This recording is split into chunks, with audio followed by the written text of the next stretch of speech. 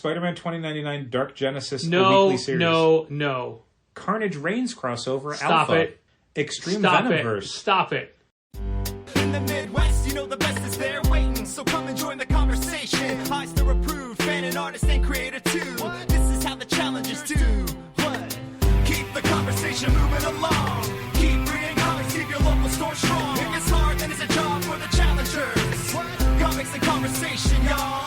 From Challengers Comics and Conversation in Chicago, this is Contest of Challengers, a comics industry business podcast with Patrick Brower and W. Dal Bush.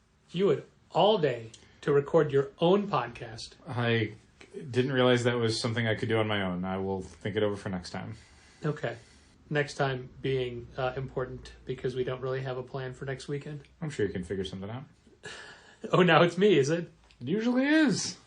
Since we haven't done this in a couple of weeks, it seems harder Does it? to, want to. Okay. That's fair. Flipping through my notes, I came across the notes for this episode, and it's so well written it made me think that it already happened. Oh, wow. I'm like, oh, what's the next one? Oh, no, that's this one. Oh, okay. But before we even go any further, let's remind everyone that Tim Seeley, the guest from last week's very well-received podcast episode of Contest of Challengers, is signing at Challengers this upcoming Wednesday, which is February 22nd, Yep. right at 11. Yeah. Right when we open at 11 until 1 o'clock. He's willing to stay longer as well. We'll see what happens. He can't stay. He can't sign late because Molly Jane and I are leaving the store in the afternoon and we'll be gone forever. Okay. I mean, a couple days. Okay. Business things are happening. Business things always happen though because this is a comics industry business podcast. And It is. Dal, Patrick. generally, not specifically, where do you work? Challengers, Comics, and Conversation. That's specifically. Okay. A comic shop? You know what, Dal? What? You look like you work in a comic shop. It's true. Thank you. That's exactly what I told that lady. That's a note I had for this Okay. episode. Yeah. Just, you look like you work in a comic shop. Yes. Do you want to elaborate on that? Not really. An angry woman who had walked in, who'd made demands of us, and we'd said no thank you, and then decided that her parting insult would be, you look like you work in a comic shop. And I said thank you. You wouldn't let her use her phone, and it was clearly not an emergency. Yes. But then she put forward hypotheticals, like what if it was an emergency? And it was just like the answer was already no. It always makes you wonder. She was very argumentative and almost combative. Yeah. You look like you work in a comic shop. Yeah. I guess if people want to know what people who work in comic shops look like, picture Dow. I guess. I'm picturing you right now. Thanks. It's very easy because I'm looking at you. That's So true. I'm picturing you like this. Yep. Yeah. Other things I have written down, which will require more elaboration from you, include 3 Shopify chats. So we had our store-wide sale the other week, and in the midst of it, we had several technical issues that we needed to try and resolve. Most of them were like in the first couple days. The best time to have sale problems. Yeah, the sale started on Tuesday, and on Monday we were already having problems where certain orders were not showing up in our accounting, and so we needed to get a hold of Shopify to find out why we had a discrepancy between a total and then an itemized version of that total, and that took several hours for them to figure it out. And then we were having a problem that took about a week to resolve where orders that we were generating through Managed Comics, taking people's subscriptions and creating invoices off of them that they could pay online, were not working correctly. People were getting errors that said that those items were not available in their country / Not available in your country was another quote written down for this episode. And we'd reached out to several different companies, Shopify, Managed Comics, and then a third company that we just recently installed an app from. And they all said, no, this is not us. It kept happening through the sale, and then conveniently, maybe, as soon as we removed the most recently added app that, again, I'd talked to, and they'd swore that this was not an error that they could even cause, the error stopped happening almost immediately.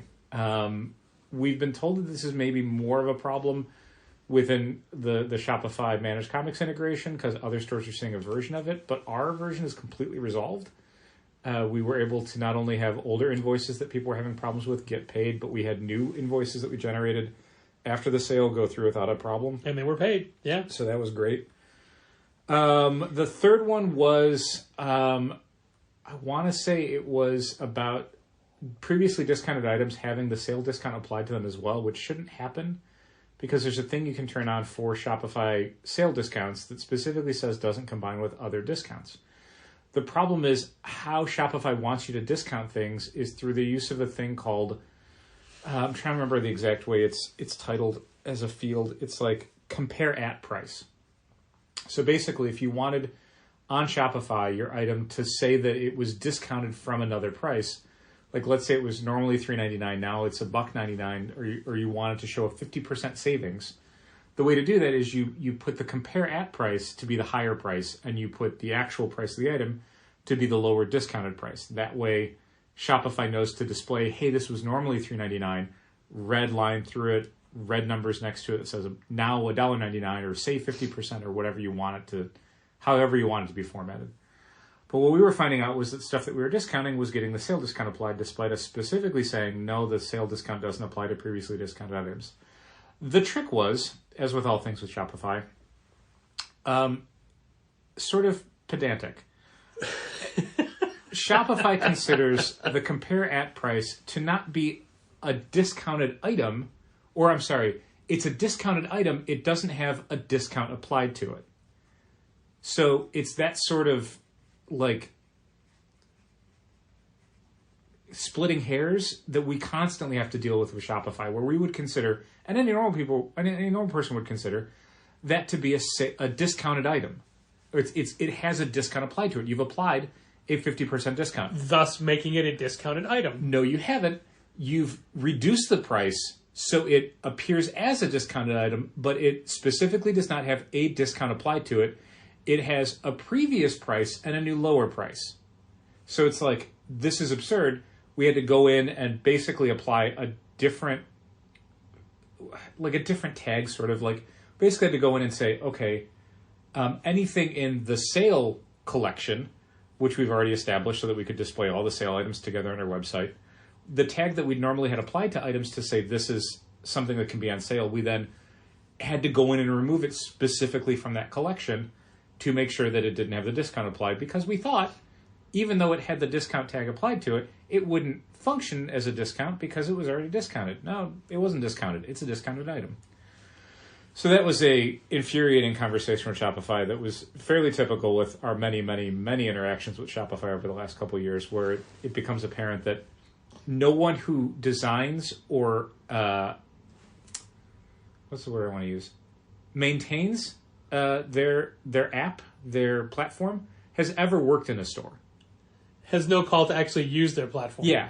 So the decisions they make are things where you're like, this is insane. But like, there's no one clearly within Shopify who's able to look at it and go, this is the dumbest way to do this. I was looking through something.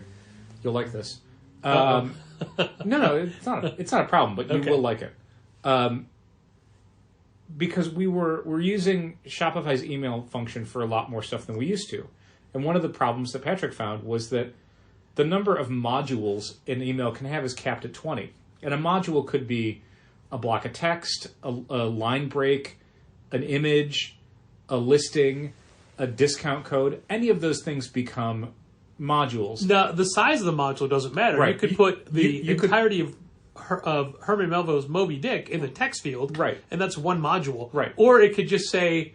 Or it could literally be a picture of a cover of a comic, and that's it. Yeah. Yeah. Like, the amount of data, how big it is, doesn't matter. It's I was module. going to say, it could just be the sentence, it was the best of time, it was the worst of time. Sure. Was that Moby Dick? No, that was Tale of Two Cities. Okay. What was... Moby Dick was... Call Me Ishmael. Yeah. Same one module. Sure. Call Me Ishmael. Yeah, versus... one sentence or one book, it's still a block of text, and that's one module. But you can't do other things within certain modules. Like a block of text, you can't also put an image in between paragraphs. you would have to make a block of text that's a paragraph, cut it in half, a module that's an image, and then another module that's the additional block of text that you wanted to have after the image. Anyway, so capped at 20, which is, it seems like it would be a lot, and it's never been a problem for us before, but we're starting to do more with the Shopify emails that might have comic listings or links to upcoming order closures or new items. And so all of those by things. that metric, the emails that we'd just been sending out up until 2 weeks ago have like 40 modules in them. Yeah. I mean, we're used to the emails being more substantial and having more stuff in them, but 20 is what Shopify's capped at. So I did an email search to see, like, is there a way to expand that? Is there a plugin that we can pay for that will give us more modules? And the answer is no, but it led me to one of the Shopify help forums, specifically for the Shopify email function. Like, you could read the reviews.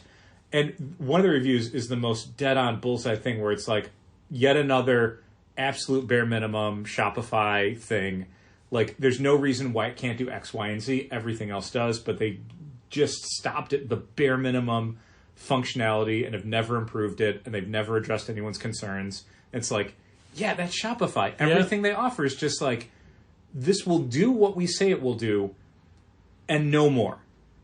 And we will never iterate on it, and we will never improve it.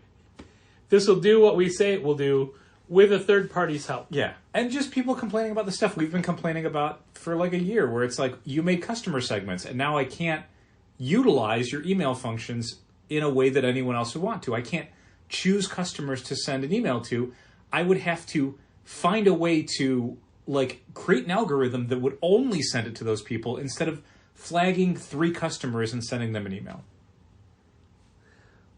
This is going to be a long podcast for you. You're already falling asleep.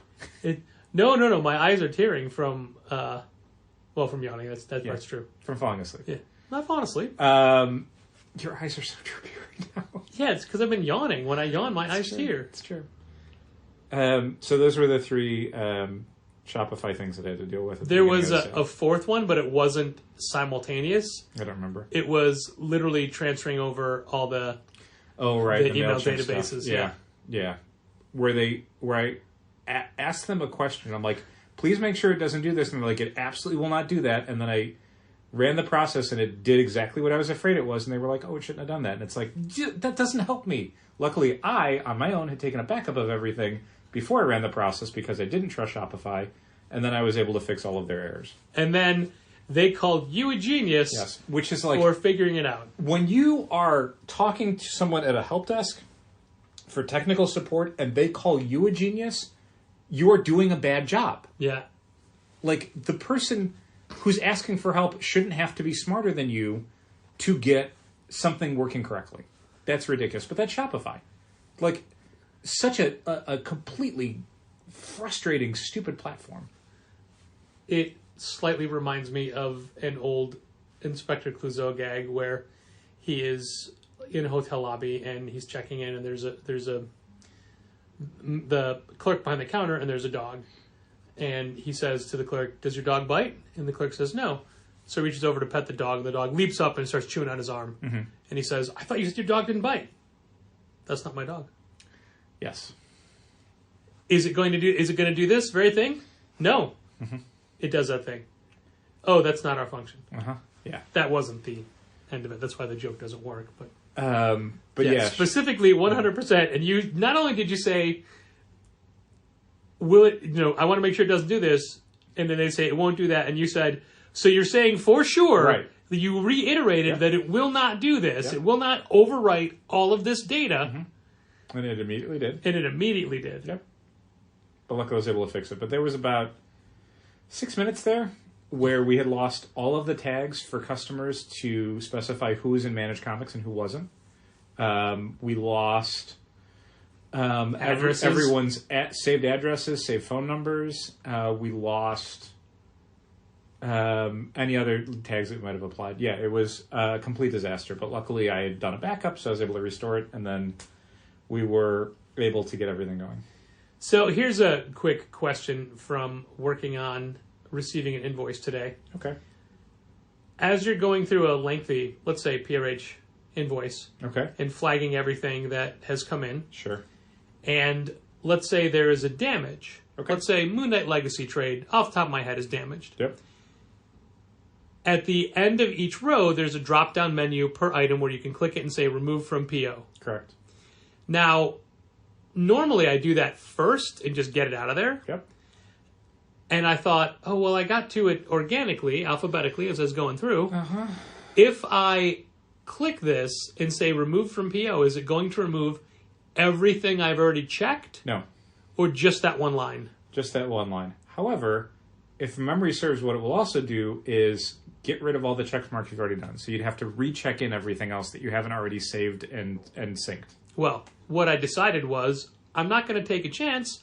I will finish syncing this entire invoice, not check Moon Knight, then go back and remove Moon Yeah. Knight. That's the way to do it. But literally the experience you had with that specific help desk is in my head, like, hey, let's not do this just in case it does that. Right. No, if you were to, like, there's two ways that you can delete line items in Stocky. There's flagging stuff and then clicking delete selected, which is the top of the far left column. But then, individually there's the drop-down menu. But using the individual drop-down menu would only remove that one line item, but it would eliminate all of your unsaved progress. The other annoying part about that is because that was a damage that needed to be reported, yet we get, anywhere from 2, 5, 15 shipments per purchase order. Correct. And once you have a damage claim from one of them, that's it. You can only do one damage claim. Yeah, we were, maybe jumping ahead, we had a box of comics that...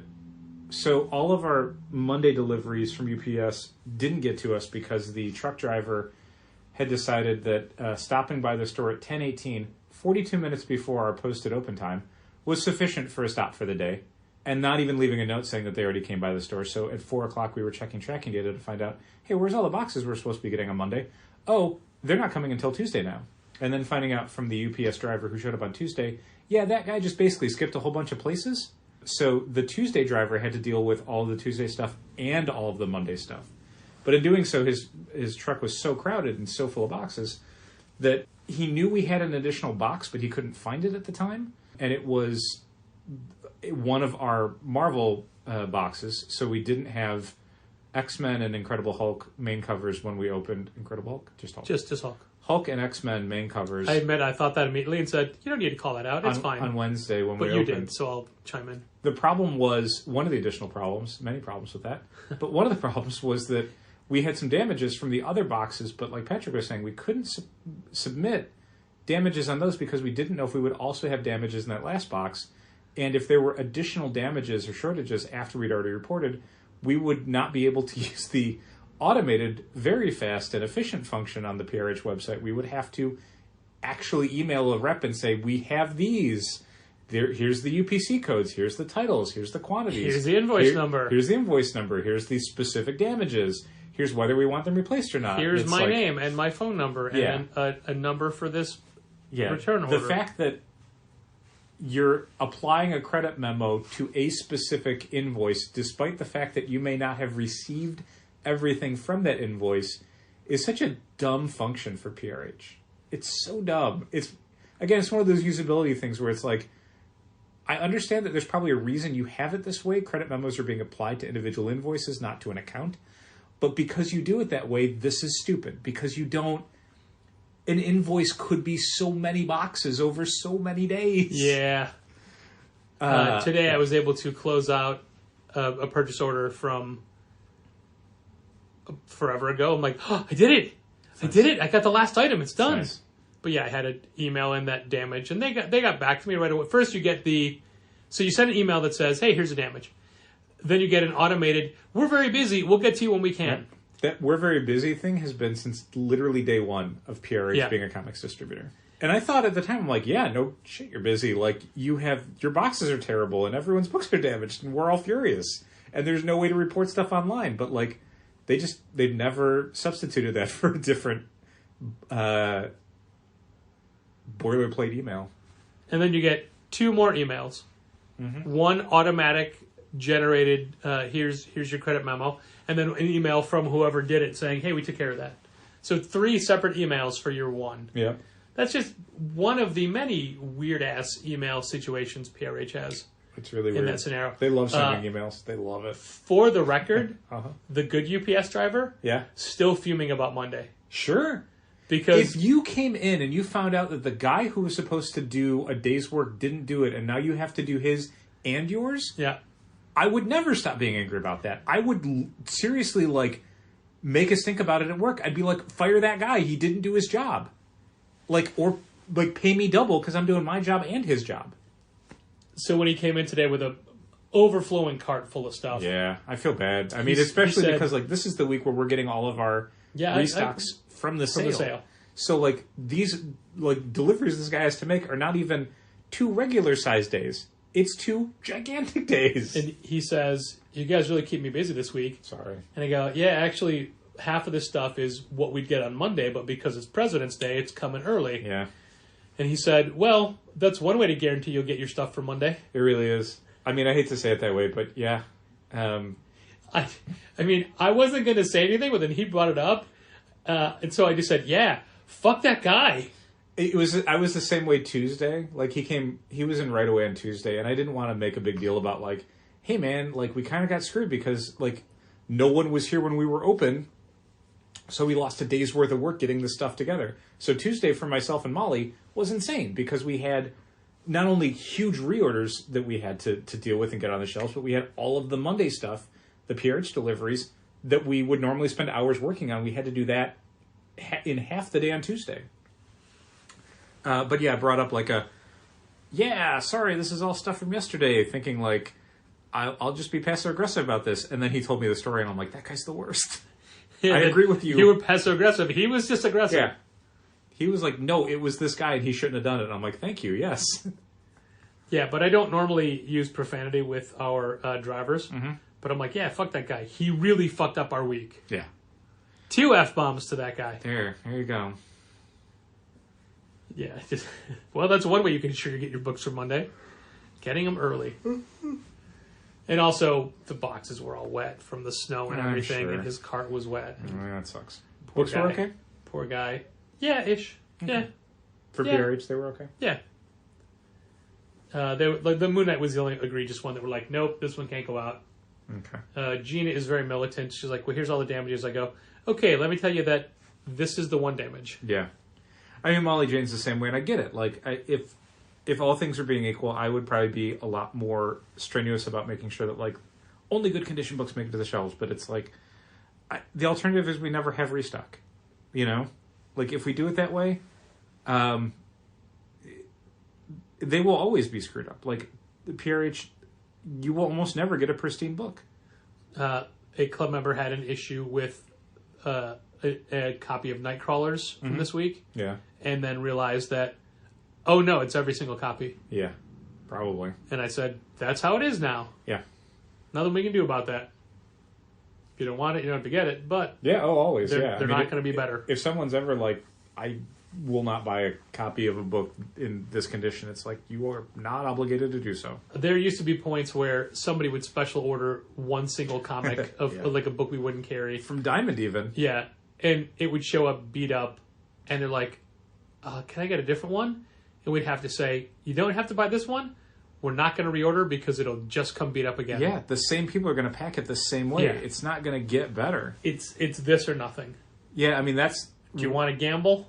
You're going to lose. Yeah, because comics from Diamond, it like, weirdly, if you reorder a book, just a comic book from PRH, that thing's going to come in great condition. Because they'll use T-folds, they'll wrap it in, like, this really soft, like, foamy It's like paper. styrofoam paper. Yeah. They will come immaculate. If you order 1,000 comics, they're going to come beat to hell because they're going to put them in their boxes. They're going to do There's everything still... I've gotten occasions where you unwrap one of those things and the books are all dented inside, meaning they were dented before they wrapped them up. Yeah. Like, they can't get dented in that packing. But with Diamond, reordered comics are always going to come in bad condition because they're going to take everything that you're reordering, the graphic novels, the pop vinyls, the whatever, and basically put them all in the same box. And they'll put packing paper and they'll put things in little piles. But the problem is the comic is just going to be wedged between different graphic novels. So as the graphic novels shift around, they're going to be shifting around on that comic. Yeah. And the comic's going to get its spine crushed. It's going to get It might get the front cover or back cover folded a little bit. It's going to get little dents in the corners. Like, the things that Diamond does to protect comics for weekly shipments, they do not do that for the reorders. While, weirdly, PRH goes the other way, where the amount of care that they take for the reorders, they don't take for the regular weekly shipments. It's very strange. It's one or the other. It's never both. And Simon & Schuster will just throw books into a box and then put a piece of tissue paper and then tape the box up and send it out Laughing the the door. whole time.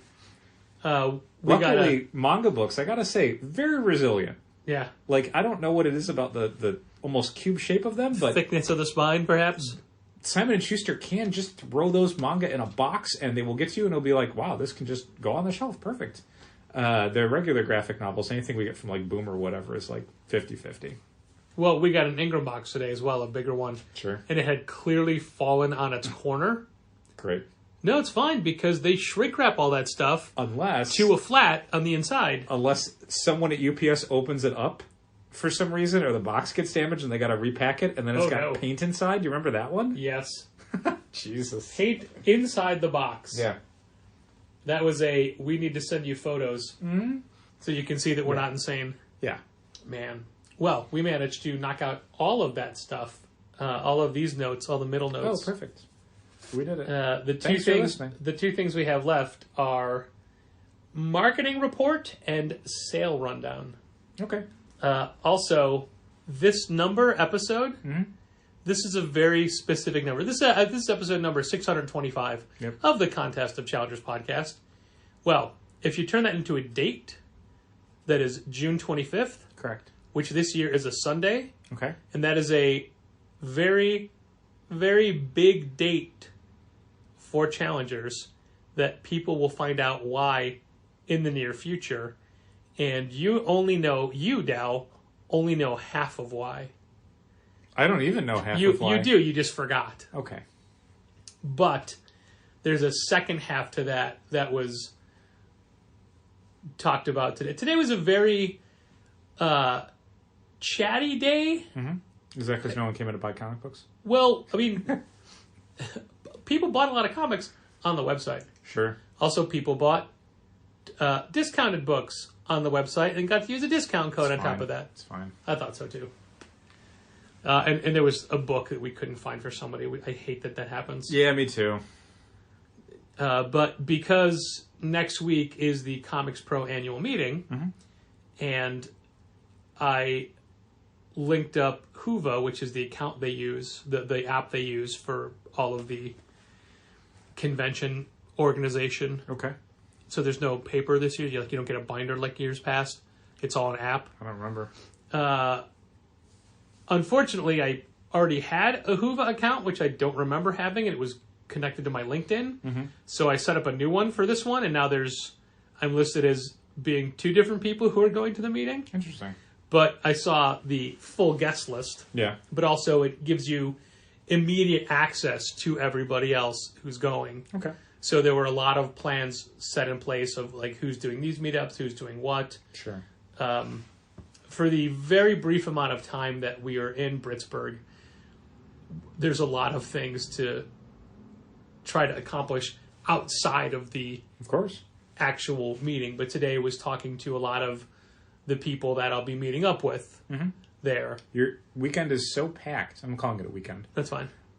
Is so packed that when Molly Jane, who's going, had mentioned that she was just going to run to a nearby Target to get something, you were like, you will not have time. Yeah, she's like, I'm just going to... There's a Target a 5-minute walk away from the hotel, and I'll just buy it. Like, no, bring it with you. Yeah.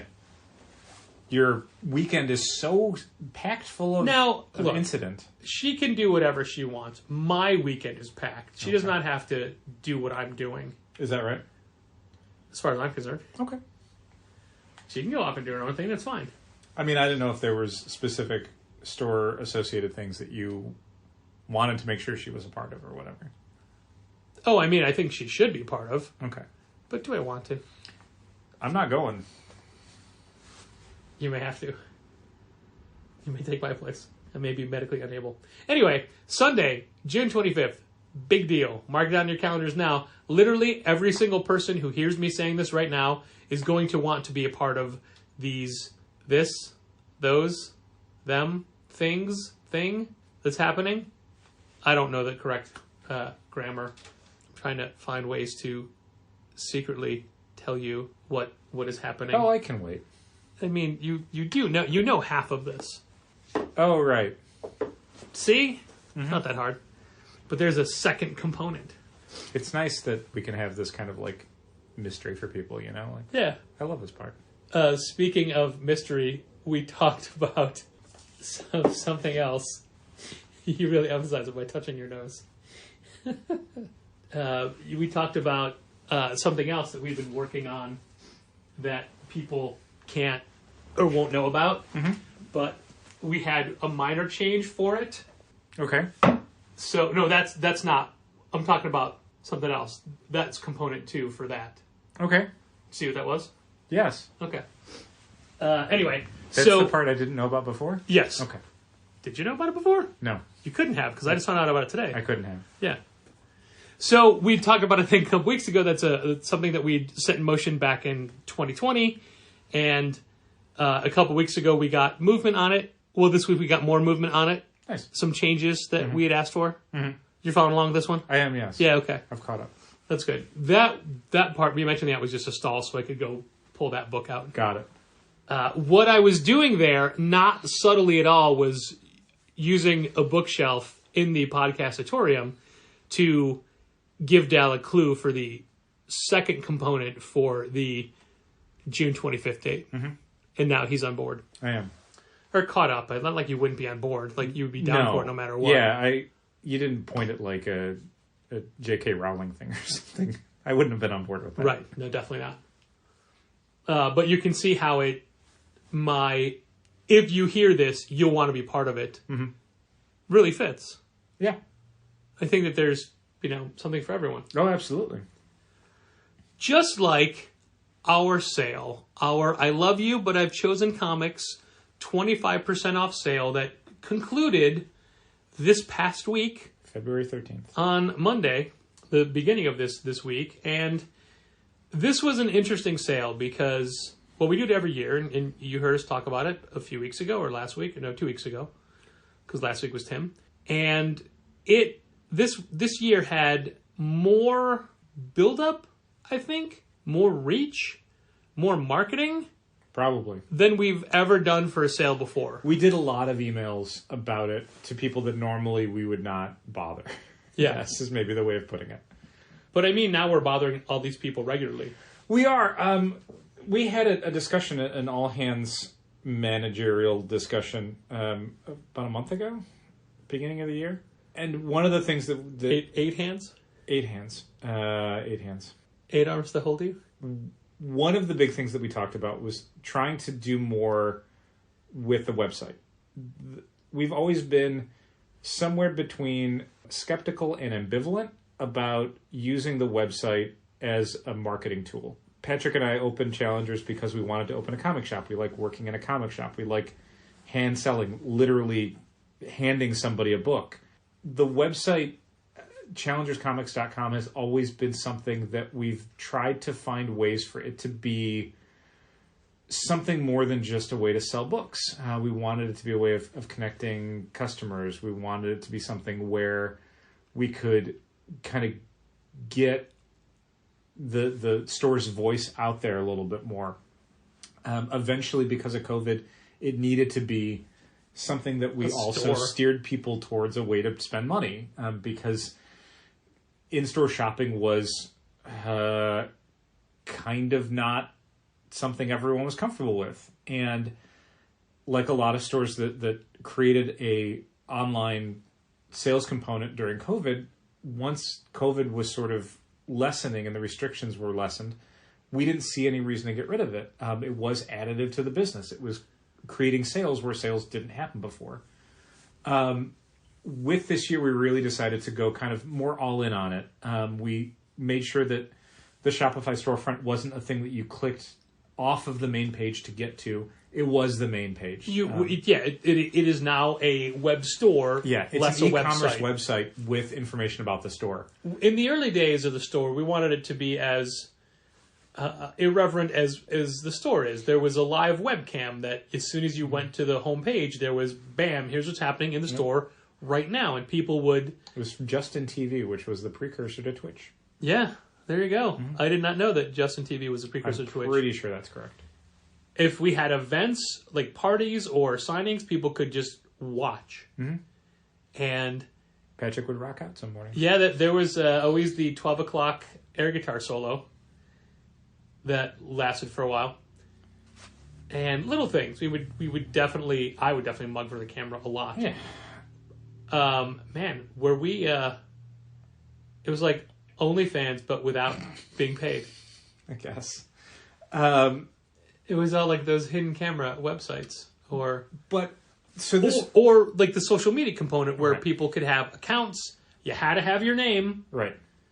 People like Jeff Johns and Ron Garney wanted to have accounts. Right. And then we were doing stuff that would allow people to do like subscription management before there was really a plugin for that, where I was kind of hand doing everything. If someone, like we'd create books and then people would add them, would like them essentially, and it would add them to their likes, which was then their account. And I would go through and I would physically add it to Comtrack or whatever comic suite we were using.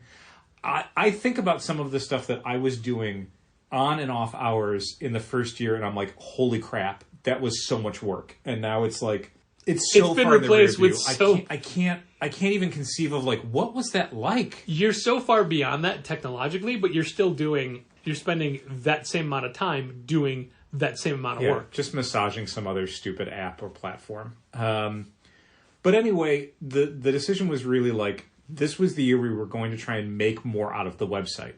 We'll never be Midtown Comics or DCBS or, mycomicshop.com. Like, we're never going to have a warehouse where people, just fill orders all day.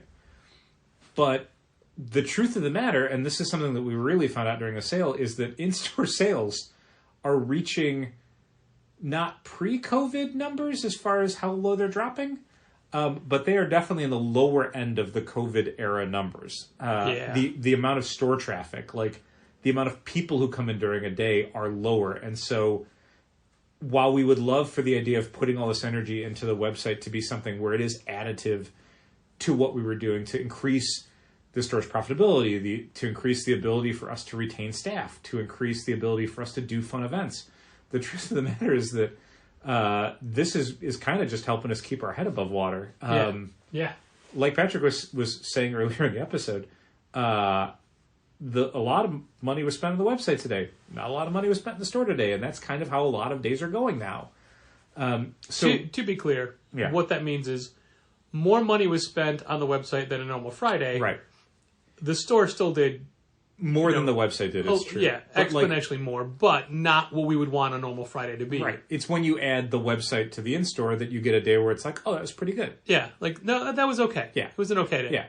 But like you take out the web component and you're like, and that's So, and that's kind of where the market is right now. Without digressing to start analyzing that, what we're trying to do with the website is try and monetize that a little better. Like we're sending out more emails. We're letting more people know, like, hey, there are new books on the site, or there's ways, we've increased ways that you can interact with the data to try and find stuff that maybe you didn't know we had, or find more stuff that would be interesting to you. We're waiting on some stuff from Brian from Managed Comics, hopefully soon, where we can add a lot more creator data to all the stuff that we have in the database that predates us using Managed Comics. Dale, just for my own edification, just so I'm on the right page, can you tell me specifically, or a little generally, a little more detailed, what you're waiting for from Brian from Managed Comics? I don't want to. This isn't me calling Brian out. Brian's doing us a favor, and I don't want to. Oh no, I wasn't in any way saying you should be doing that. I was just making sure I was on the right page. Yes. In this instance, we can move forward. It's fine. Yes, creator tagging basically. It was a thing that I'd mentioned I think a couple weeks ago, and he had said that we talked a little bit about how that would work, and we've got a third party developer that's ready to take that data and add it to all of our listings and stuff. We're just kind of waiting for the data to come in. But Brian has a lot going on, and Brian's got Comics Pro coming up, and I don't want to be an additional nuisance. Patrick, however. So yeah, that's the website, and it is kind of a bigger part of our marketing now. We are sending out more emails to people that previously we would just email like subscribers. Yeah. Like there'd be notifications about your subscriptions or new catalogs or whatever. And then we had the mailing list, and that was more, hey, here are the books that are coming out next week. Here's the events we're doing in the store. Now we are doing more specific, like, hey, these are things you can buy. And here's a button you can click to buy it. Yeah. To people that never signed up for a mailing list and have never subscribed to anything.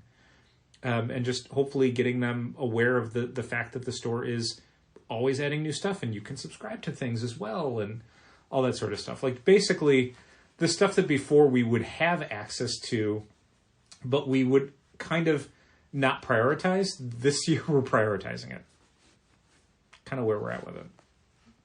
Yeah, it's the kind of thing where when the sale was over and we compared numbers from this year to last year, and it's always the same 7-day period, but obviously each year it starts on a different day of the week. Right. And does that factor into it? It shouldn't. Overall, it's still a full week. You know, it's still 7-day period. There's people who will only come in the Wednesday of the sale, whether that's the first day or the 6th day. Like it doesn't. The first day will always do well. The Wednesday of the sale will do well. The Saturday of the sale will do well. And then the 7th day of the sale will do okay. Okay. Like that's the stuff you can always count on, no matter where the first and last days of the sale land. It's the Wednesday and Saturday that will always see the most attention. We didn't get a chance to do the final tabulation for the T-shirts today. I wanted to, but there were so many other things to do. Sure. That's the weird thing about not a lot of in-store customers. So much in-store work to get done. Yeah. That we didn't even get to that. Yeah, the week after the sale is, again, like the week to 10 days is when all of the restock stuff starts to come in. So it is so much work cracking those orders open, logging them in, getting them shelved. But I think we have a record number of shirts this year, and last year was a record number of shirts. That's great. But there's also specific shirt earners from years past that didn't come in for the sale this year. Yep. And like there's a good like 6 people I could name off the top of my head who weren't in, who weren't part of it. Yep. And that is a difference. Yeah. I mean, we talked about it on after the Wednesday of the sale, which again is one of the bigger days of the sale because you've got all of your regulars coming in, and then hopefully a lot of them will take part in the sale, and then people coming in specifically for the sale as well. What we noticed is that the amount of people that came in the Wednesday of the sale in 2022 versus the number of people who came in for the sale in 2023 was a drop of like 15%. Yeah.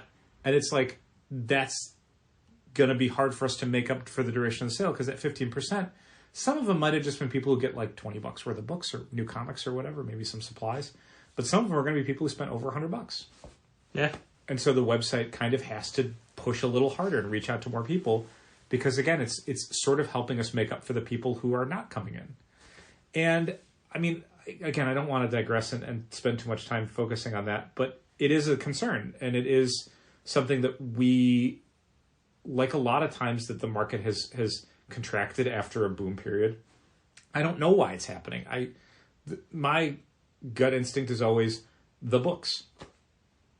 Like when it expanded last time, at least pre-COVID, COVID was its own weird scenario of people needing stuff that they could do at home and having extra money and spending it on comics or starting collections because that was a way of alleviating a lot of the boredom and terror of the lockdowns and COVID.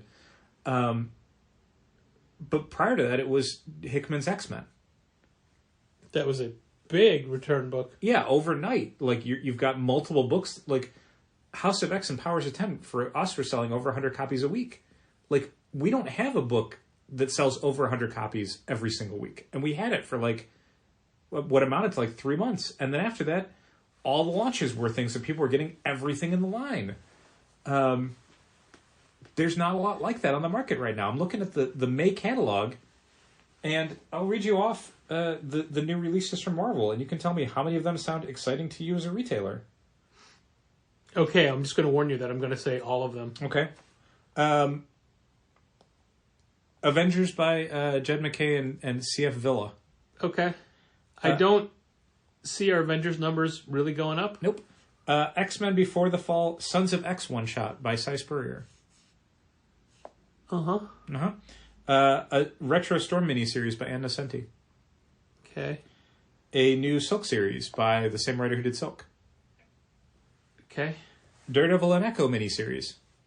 Why? Uh-huh. They already have a series. Patrick, there's going to be an Echo TV show at some point. Oh. A new Edge of Spider-Verse miniseries. Another one? Yep. Come on. While the series it was leading into is currently still going on. Oh. And it's just called Edge of Spider-Verse as well. Great. No confusion there. Spider-Man 2099 Dark Genesis, a No, weekly series. no. Carnage Reigns crossover, Stop Alpha. it. Extreme Stop Venomverse. it. Stop it. Demon Wars Scarlet Sin. You are making things... You are... Groot. You're trolling me because you know... Danny Ketch, Ghost Rider. A Fury one-shot. Cult of Carnage, Misery. Didn't you just say there was a Carnage thing? This is a different one-shot. These are the May launches. This is God. This is the summertime big deal launches. What's their... never mind. I'm not going to ask. This is like a scary launch list of books because it has that feeling of like we have no idea. Desperation? Yeah, I mean the amount of like retro series they're doing, which for us, I mean, I know for a fact there are retailers out there that are like, I love them because it reaches out to customers that don't feel well served by the current marketplace of comics, and it's helping me get all these other pockets of readers. For us, they're nothing. You know, Joe Fixit sells like 15 copies. The Gambit series was like 10 or 15 everything copies. that you just named is going to be in that level. Yeah, I like X-Men Before the Fall, Sons of X, because it's like the setting up maybe some other stuff. It's a Legion of X book, basically. Yeah. So we're going to order it like it's a Legion of X book, which was not one of the top tier X-Men books. No. The rest of this stuff, there's Avengers is the only thing that we can really spotlight and go, hey, because everything else, everything else And is look, just... we'll go heavy on that Avengers #1 because it's an Avengers #1. And I like Jen McGay. And we do have people that have been waiting for Jason Aaron's run to conclude. Sure. I'm not like, one of them. The jumping on nonetheless. points for those big franchises, there's always some interest. Yeah. No matter who the creative team is. It's great if it's a huge creative team that someone's really excited about, or people from outside the industry who are like, oh my God, I've always wondered what this person would do with a superhero. But when it's just, you know, a guy from within, and it's always a guy, from within Marvel who gets promoted up to the next level of book, it'll be fine. It'll read well. There's not necessarily a lot of like people who are reading Batman who are suddenly going to be like, well, I got to read that Avengers comic, you know? But that's Marvel, and Marvel's one of our biggest publishers that we order from. And as we've talked about a lot of times, the things that drive traffic on a Wednesday are Marvel books. I think we had low traffic this week because we told people ahead of time, hey, X-Men didn't come in yet. So there's probably people who are like, I'll just come in next week then. So when I'm looking at a catalog and the new launches are one mid-tier book and then a bunch of bottom-tier books, I'm like, oh my God, what is driving traffic to my store in May? Like, what is the thing that's coming out that people are going to get excited about? And I see that too often now from multiple publishers across multiple months. It's great that Saga's back, but when even stuff like Batman Spawn that was supposed to be like the hottest book of the decade are instead like, it was all right. Yeah, and it did okay. Yeah, but we sold out of it. Eventually, yeah. I don't know do we actually sell it? Oh, yeah. Is it gone? Okay. Yeah. But it took us a while, and we went semi-conservative on it. Right. That's the thing. I thought it was going to do a lot better, but we did sell out of it. And it's a book that we had talked about if it had been returnable, ordering double what we had, and what we had still got us through like 3 months. And that, this is the wrong tangent to go off on, but the Deadly Duo isn't really doing anything for us. Not really, no. It's down to a quarter of what we were doing. Yeah. Did you see that Scotty Young style Moon Knight statue from today? The animated one, yeah. Yeah. Would you get that? No. It's just weird, the two that you have. Yeah, I mean, the Vision one... And how the scale is completely off. It's completely weird. The Vision one I got, I think because it was coming out around the time that Tom King's Vision was coming out. Yeah. And I was like, I love that book so much, and it's still my favorite book of his. The Thor one, I've always liked the Russell Dodderman Thor design. Yeah. The Mighty Thor. So I think that one came at a time, and it was also before the Love and Thunder movie was coming out. Yeah. But I was still hyped for it before I knew I wouldn't like it. So it was a thing that I maybe just didn't want to stick the store with when it came in. Okay. That's fair. I also have a Gwenpool because I have all the Gwenpool stuff. Yeah, that's true. I would probably get... maybe they did one and I just never picked it up. I'd probably get a Laura Kinney one if they did a Laura Kinney one. That might be a thing where I would... And obviously, like, if they did a Quasar or a Power Pack, like, sure. But, yeah, I don't love all of those designs. And what about a Carnage to go with your Carnage statue? My Carnage statue. And my 2 Venoms. I think there's an Anti-Venom I never ended up getting because that was a line That's too the far line for me. you would... I'm like, I can't do it. I can't... I hate having 2 Venom statues as it is. I can't have a third one that's in, like, a variant that I have to pay extra for. Yeah, fair. Fair. So, yeah, definitely feeling the pinch as far as comic sales go in store because it doesn't feel like there's enough to get people excited to come in. So we are having to work a lot harder to remind people that we exist and that they can buy comics from us. We have a pretty big announcement for online sales that we're going to be announcing at the end of this week. Everyone will be getting an email about that. People who haven't already, you can, if you are on our mailing list, you got an email code that you can use for your next online order to save 10%. If you're not on our mailing list, go to challengerscomics.com. There will be a pop-up. You can put your email in, and when you do that, you'll get an email with the code to use for your next online order for 10% off. And the good news is it's an online order, but it can be an in-store pickup or a delivery, or shipping, I guess I should say. Not delivery. Delivered by the post office. Yeah, it will be delivered by a professional mail carrier. So yeah, it's hopefully a way for people to find some cool stuff. We have a lot of books. We have a lot of books, and we got a lot of books back in. I was talking to a creator today about their book, and it's a book that I'm a big fan of.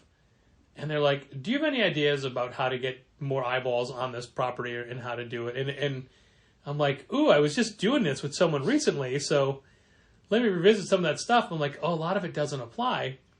And I was talking to a different creator a few weeks ago, but I was able to say, hey, you know, these are the numbers we have for subscriptions for your book, and it's a solid number in today's market. Right. And today, I'm like, yeah, these are the numbers we have for your book.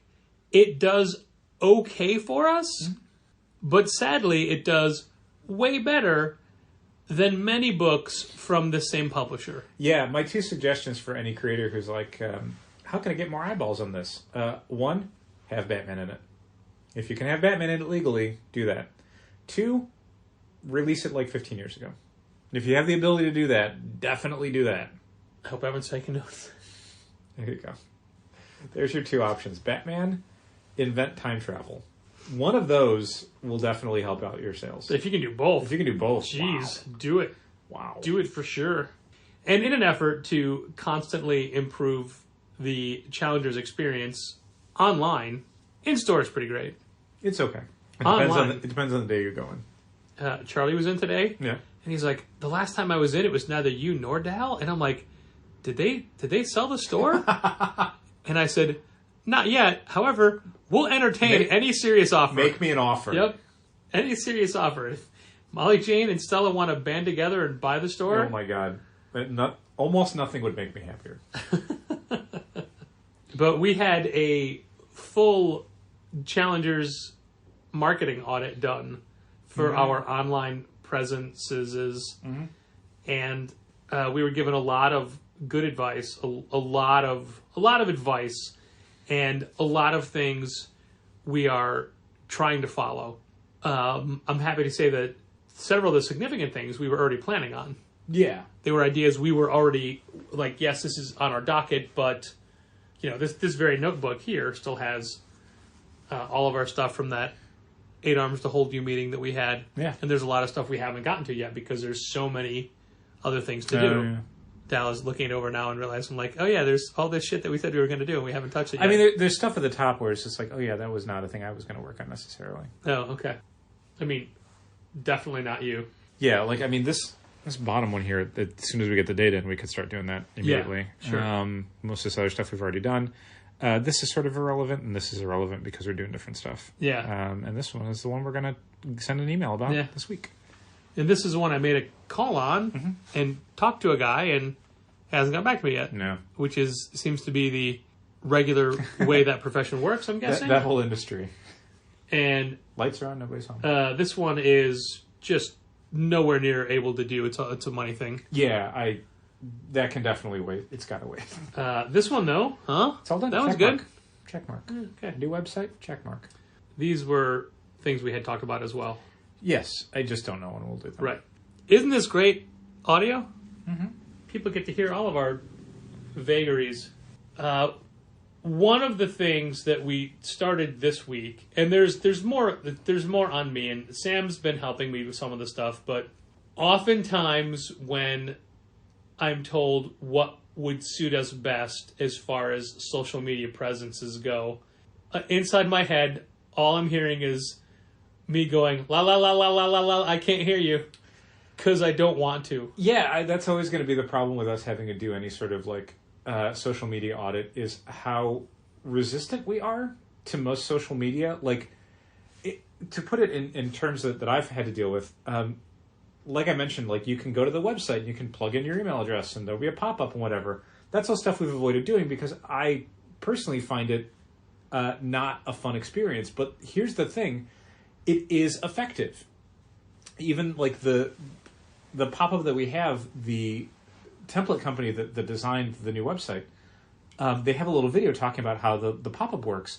And they kind of say up front, love them or hate them, they work. They do work. They absolutely. So, a lot of the suggestions that we got for the marketing audit were not just social media. They were things that we could be doing through the emails, and we are trying to do them because it is helpful. It is effective, and it sucks that it's kind of effective. Like a lot of things in the business, I would like to not have to do these things and still make a living.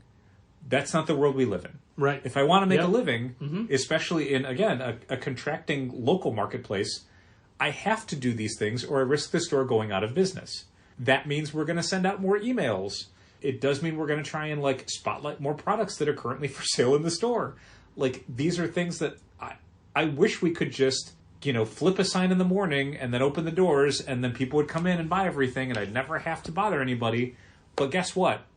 That's capitalism. That's the marketplace. Specifically I don't know, man. with email marketing, I will, especially around Christmas or holidays, when I'm trying to buy something for someone and they direct me to a specific website, if I get a pop-up that says, you save 10% by signing up to a mailing list, I'm signing up. Of course.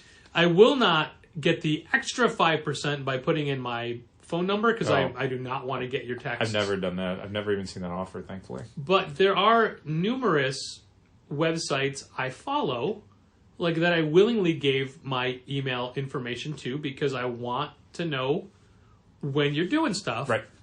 But even those, it's too many. For example, Pro Wrestling Tees. Every day. They have a lot of emails, and they've got a lot of different categories. Yeah. And you can't just be like, you know what, take me off the crate websites. Yeah, I mean, that was the thing that I was thinking about, but I have no idea how to even do that within Shopify, to have a thing where you can opt out of one email or the other, but it's at that point, it's, one, I don't know how to do that, and two, it would add so much extra work for us on the front end, and all we're really doing is, subscribers will always get an email Tuesday night when something comes in for them. That's always going to happen. Yes. But then everyone on the mailing list will get stuff on Thursdays to let them know what's coming out next week, as well as any special events. And then on Fridays to notify them that all the new books that are on the website that they can buy online and anything that's going to be closing as far as pre-orders are concerned. And then monthly, and then the monthly, new catalog there'll be is a new up. catalog email. That's right, which I've already started working on. So in theory, you could get 25 emails a month from us. No. 13. Okay. Yeah. 13. Mm-hmm. Where did I get 25? I don't know. Your math is terrible. My math is terrible.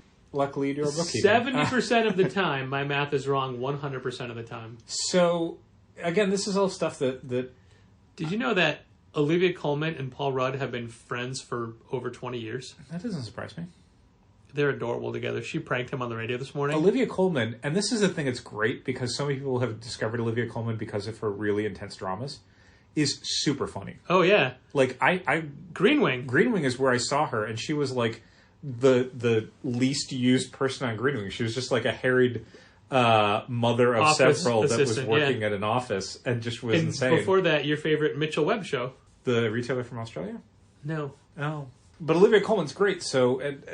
Paul Rudd is someone who's been a really funny guy and friends with a lot of different comedians and worked with a lot of really clever comedians. So it doesn't surprise me that he would be a fan of and friends with Olivia Colman. He was doing a segment. Dear Abby in the UK is called an agony ant. Yes. So he was doing an agony Ant-Man bit, but he's fond of saying Ant-Man. You know, like Ant-Man fought Spider-Man. Uh-huh. And Batman and Superman. No hyphen. Ant-Man. So he was doing a agony Ant-Man bit. And the last caller was Olivia Colman doing a Welsh accent saying, what would you do if a really good friend of yours who doesn't live in England showed up in England, didn't tell you they were going to be in England, and you just heard them on the radio? And Paul Rudd just went, oh no. Well, first of all, I would forgive them because I think everyone deserves benefit of the doubt. I'm sure they had a perfectly good reason. Like, I would definitely not let it worry. Yes. And then Greg was like, caller, can you please reveal yourself? And it was Olivia Colman. Yeah. And the whole prank was her idea that she set up with Greg. And also she was furious at him because he's a friend of hers and he came to the UK without telling her. Yeah. And then she had to learn about it on the radio. They literally made dinner plans on the radio. That's nice. And he's like, yeah, my mom's here too. He's just, Mommy's here. Oh, it's so great to see her. And Greg's like, wait a minute. How are you two friends? But as we all know, Paul Rudd is from England. His family's from England. Sure. But And he's also from like Kansas City or something, he, right? he did a like they did a play together decades ago, and he crashed with her at the time. Sure. He's a funny guy and she's a funny lady. Yeah. It makes sense that they're friends. All good stuff. Um, That's not the big Radio 1 news. The big Radio No? 1 news is Ariel Free's Tour de Dance Sports Challenge. okay. Tour de Dance is what it's called. Okay. Where she's bicycling 10 hours a day Uh-huh. for 5 days in a row on a 10-person tandem bike while DJing the entire 10 hours per day. That's a lot of DJing. But the big news was that I knew that it was her based off of a thing Greg had said about someone telling him off. And I messaged and said, it has to be Ariel because no one else tells you off. Mm-hmm. And I was right, and he commented on that on the radio. So that's the big news for the week, It's true. as far as British radio goes. Dal pointed out, just shows that I know them all very, very well. Mm-hmm. This is a thing that we also know very, very well about the internet. And this is in response to one of the marketing suggestions that our weekly Instagram, hey, don't overlook these books, these are the new books for the week video, is too long. Yes. And an easier way to make it shorter is to break it up. Okay. And since we do 3 categories, I would have just made it shorter. Marvel, DC, Independent, give each person a category Sure. and go that way. Now nobody gets a week off. That's true. No one does get a week off, and everybody has to film. Sometimes we even turn it from photos to video. Not always. No, why would we do that always? So the thing that is 1,000% predictable with the internet, because you have Dal doing a video, me doing a video, and Molly Jane doing a video, and this says nothing about the quality or the content, and I don't in any way to devalue anyone's contributions to the store or to the videos themselves. But what did I predict was going to happen? Molly Jane would get more than both of us combined. Molly Jane would get more views than both of us combined. Correct. And it's not entirely true. So it's not more than both of us combined anymore. It was for the first couple days. Sure. But it's still a ton Yeah. of views more than you or I got. And frustratingly, the comments she gets are all based off of wardrobe. Not the books. Sure. Not what she's saying. No. Oh, the internet. Yep. And it's disappointing, but it's expected. Mm-hmm. It's all about the message and the quality. I'm fine with it. You are. Patrick would like to think that the effort he puts into his videos would be rewarded with views and likes. Equal views. That's all I want. Mm-hmm. And we'll change it up. Molly was doing Marvel this week, right? I think. You did DC. We did DC. So we'll change DC that. because no one else wanted it. Well, you get stuck with DC. I did. We'll change that, and the result will still be the same. Yeah, I don't think it has to do with the publisher or the products. No. It is the internet. So also, I don't know that we could get it down to the length that was suggested while also still imparting as much information. Yeah, a minute's not a lot of time. Yeah. I mean, it was 5 minutes over 3 videos this time. But, people can pick and choose. It's fine. It's the internet. Do what you want. We're just trying to convey the most amount of information as possible, whether it be short Instagram videos or long podcasts. Tim Seeley on Wednesday. Dal Bush in the store for 11 days straight. Yes. Coming up. Come by and it's Valentine's now. Where the Valentine's Day. Valentine's Day was February 15th. But it leads into the season sure. of Easter candy, which is one of Dal's favorite seasons of the year. I would argue, I had almost an argument with someone in the store about whether or not the Easter candy season was the best candy season. I disqualify Halloween because it's regular candy. Yeah, there's very little exclusive Halloween candy. Yeah. And the stuff that is exclusive, like candy corn, most people seem to hate. I don't mind it. But most people hate it. I also don't mind those weird, like, peanut butter chew things. In the orange and brown wax paper. Yeah, I don't really know those. But, like, Easter has so much distinct candy to it. Yeah. Cadbury cream eggs, if nothing else. Cream eggs, Peeps. Now there's Peeps for every holiday, but they were invented for Easter. Mini eggs. Mini eggs are great. Well, where are we going with this? Drop off candy for Dal for the next 11 days that he works. You don't have to do that. Just come by and buy some comic books. That's fair. You can do that too. Thanks for listening. And keep reading comics. This has been Contest of Challengers. Thanks for listening. Keep reading comics. Challengers is located at 1845 Northwestern Avenue in the Bucktown neighborhood of Chicago. 773-278-0155. Keep up to date with new releases and events at challengerscomics.com. And help fund this podcast at patreon.com/challengers.